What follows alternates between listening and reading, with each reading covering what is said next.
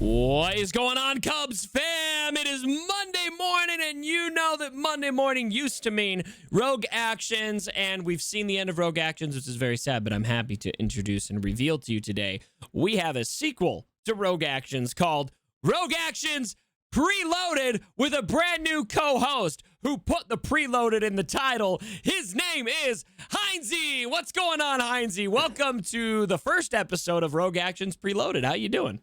Cubs, I'm thrilled, man. It is great to be here with yourself and the Cubs fam. A bunch of absolute legends. Thank you for having me. Massive, massive shoes to fill. Not going to lie. But as we said, I was obviously we're calling it Rogue Actions Preloaded. I was pretty close to basically weaning away from the title of being a preloader. I was starting to go okay in a bit of GAC. I was going all right there for a while, and I was getting some good results.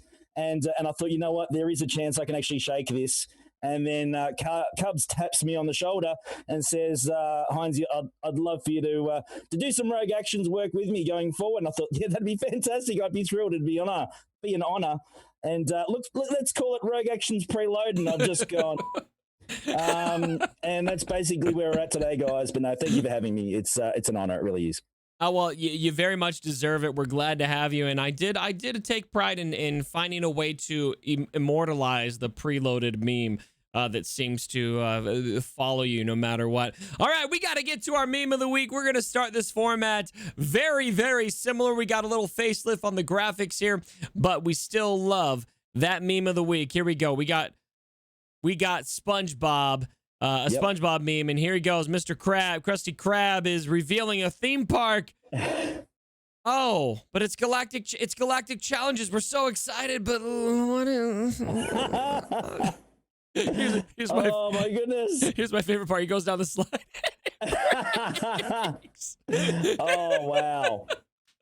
How does it? It hurts. Oh, it hurts because it's true. I mean, how did you feel about the? We haven't had a chance to talk about this yet, Heinzie. How'd you feel about the reveal? On point. I'm not going to lie. That's certainly on point for the last week. Yeah, look, it's certainly something that is really polarizing, Cubs. We know that a lot of people had a lot to say about it. It's been sold big. It's been a big sell. We're not going to last. They've sold us big on this. Look, I do believe it does have some potential in time. I'm not going to lie. There's certainly a lot of things that aren't quite right. There was a lot of things not quite right with the original Grand Arena when we got that. And then obviously these days, GAC is what it is. And wow, I think all of us agree that that's probably the best content we've got in the game as far as, Totally. PvP stuff. Obviously, there's some love that obviously needs to be given to this. And we all know what needs to be done. Everyone is pretty unanimous on what the issues are. Yeah, and they can be fixed, I believe. But overall, I'm certainly, it's got potential. Probably the biggest issues, I think that the most common feedback I'm seeing is, number one, get rid of the gear gates on the rewards.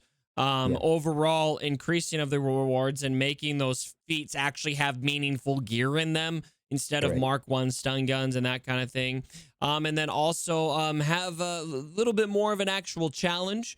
Instead of just throw your Relic 5 Sith in there and that kind of thing. I think people are a little bit hesitant in maybe asking for too much of a challenge. We don't want light side GOTB. We just want actual challenges in there. So, Heinzie, out of those biggest, I know there's other items of feedback. Those are just the themes that I see. Where do you stand on what would be the most important out of all of those, do you think, in your view, if you could only pick one for them to fix? I think the obvious thing that needs to be fixed certainly is the gear lock with the relics, especially in the later phases. There's no doubt that that's certainly not ideal.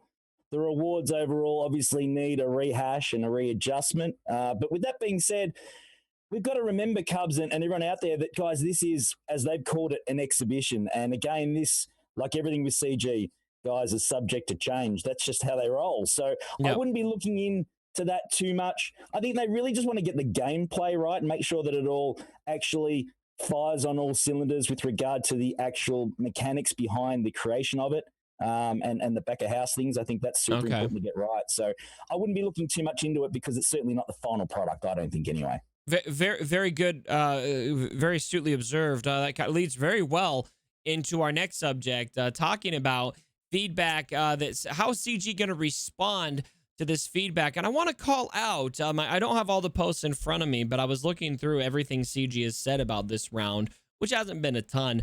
But they've been very, very clear in saying this is an exhibition round. This is a round that they are going to be listening to feedback on. And so let's put ourselves in CG shoes a little bit, or maybe let's put ourselves in CG shoes. I want to kind of hypothesize with you here, Heinze.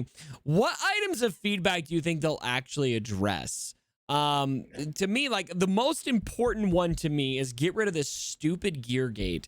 I think that gear gate is the most ridiculous part of this whole game mode, especially given the fact that it's basically the only way to get meaningful rewards from the game mode that aren't really that meaningful, but the only rewards that are somewhat desirable are there. Do you have confidence that CG will actually remove that gear gate? Or what items of feedback do you think they'll actually improve on? I think they're gonna improve the actual gear that is actually awarded to you. I believe that will certainly happen. I think that needs to happen. You're I think right. we all agree with that. Removing the gear gates are 50-50 for them, because the whole idea is they want to push you to farm up characters to get the maximum, ability and farm ability out of those, because a lot of them are pretty useful in a lot of other cases. So it's not really sort of a dead farm, but the timing of it, obviously, they're going to be looking at as well. It goes over a week. Everyone finished it on day one, and there's nothing for the next 6 days. There are certainly things that need to be adjusted in a lot of different levels. But the gear gate, I just don't see in the short term that changing. But look, if enough people obviously, jump up and down about it, well, you'd like to think that, they will consider it at least. But at least improving the rewards for those lower tiers that are a lot more achievable. This is the opportunity to really help us with that gear crunch that we've all got. And we stun guns, golden balls, all that sort of stuff. We know what we need and what is really hard to get. And this is a perfect vehicle to really help ease that gear crunch done right. Very well said.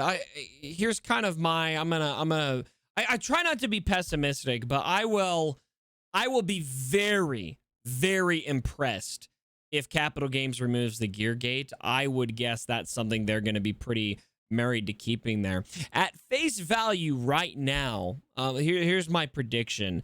It kind of feels like, why leave the gear gate there? Like, you're not even giving people incentive to farm or to whale on these characters, because these rewards aren't worth whaling for. Correct. But I've been playing Marvel Strike Force, and I've noticed that they've got several different ways of dropping characters into the game. One of those ways is through this blitz mode, where people can play through and get different rewards that way.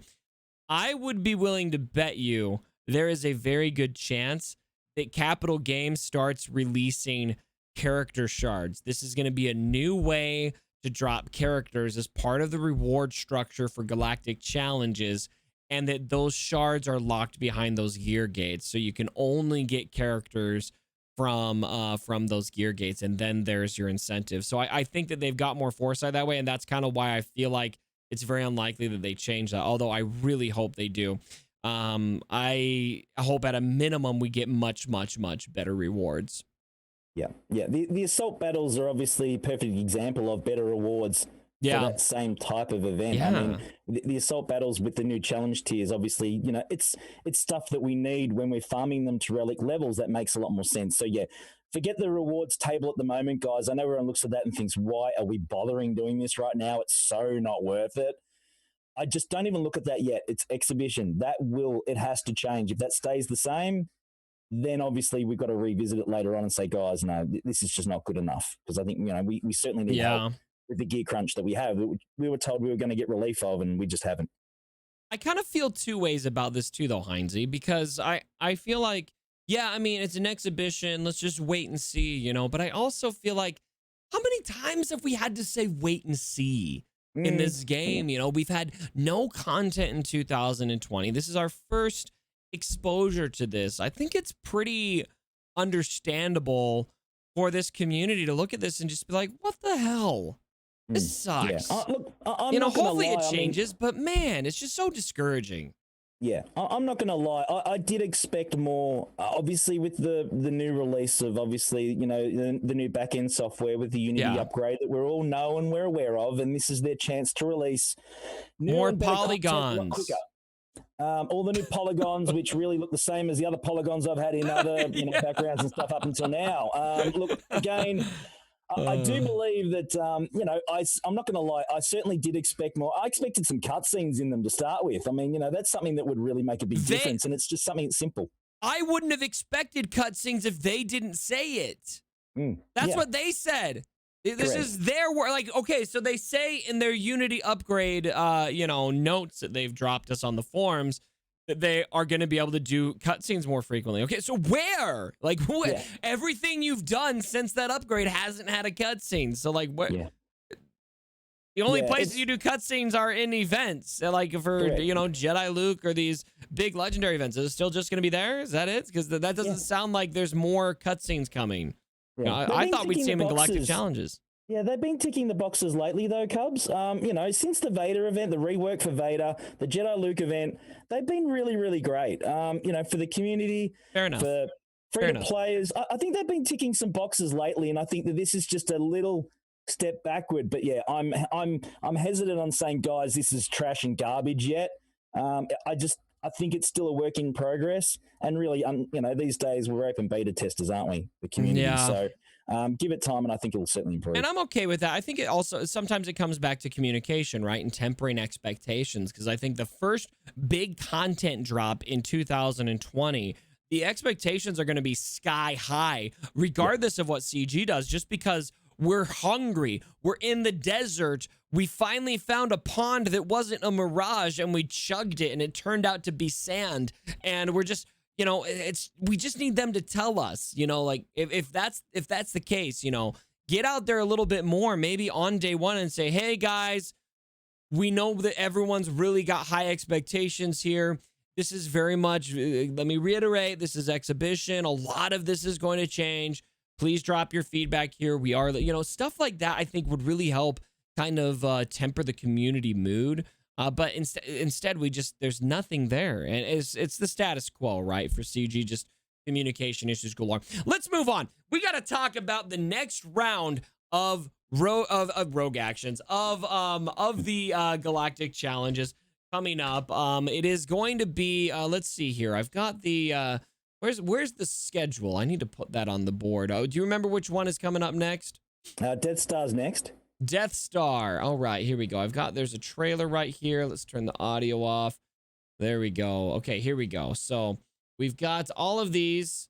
Didn't pause. There we go. I'll put this on the screen. So Death Star's next. So Death Star requires bounty hunters. Where's that schedule? Is it on this post or was it on a different post? I think it was on a different post. But anyway, you guys get the idea. So what are your expectations for the bounty hunters facing the Empire on the Death Star, Heinze?